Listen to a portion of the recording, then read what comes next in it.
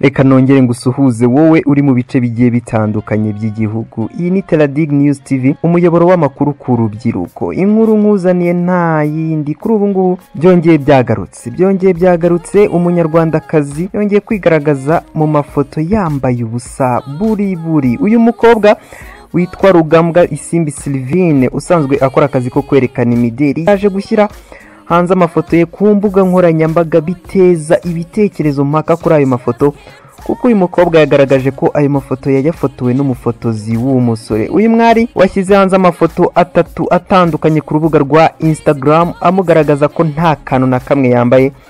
Kuri aya mafoto yagiye yandikaho ubutumwa butandukanye, hariyo yanditseho ko ifoto ari umuvugo utagira amagambo, iyindi yandikaho ko no kwifotoza ari uburyo bwo kwerekana imideri. Rugambwa Isimbi Sylvine yeretse ubwambure bwe abarenga 1000 bamukurikira kuri uru rubuga nyuma yaho Minisiteri y'Umuco na Siporo mu minsi ishize yari yatangaje ko hagiye gutangira gushyira mu bikorwa ibihano bihabwa abantu bakwirakwiza amashusho n'amafoto y'urukozasoni. Minispoc ikaba yarasohoye itangazo ivuga ko gukwirakwiza amafoto nk'ayo atajyanye n'umuco ari icyaha gihanwa n'amategeko. Umunyarwandakazi Rugambwa Isimbi Sylvine usanzwe akora ibijyanye no kumurika imideri we ntiyakanzwe n'iryo tegeko, maze yaje gushyira hanze uruhererekane rw'amafoto yambaye ubusa buri ariko yahishe imyanya ndangagitsina ye. Uyu mwari ugaragaza ko kwifotoza yambaye ubusa abikora nk'igice kimwe cyo kumurika imideri nk'uko anabikora iyo yambaye imyenda. Abantu benshi bamukurikira nabo bagaragaza ko bamushyigikiye ndetse ko amaze kuba umunyamideri w'umunyamwuga. Uyu mukobwa wagaragaje ko aya mafoto yambaye ubusa yafotowe n'agafotozi witwa Jules Mugabo. Abamukurikira bahise batangira gutanga ibitekerezo bavuga ko bategereje ibitekerezo biratangwa kuri iyi foto, mu gihe abandi bavugaga ko bakunda abafotozi b'abasore gusa bafotora aya mafoto bakunze kuvuga ko babimenyereye nubwo ngo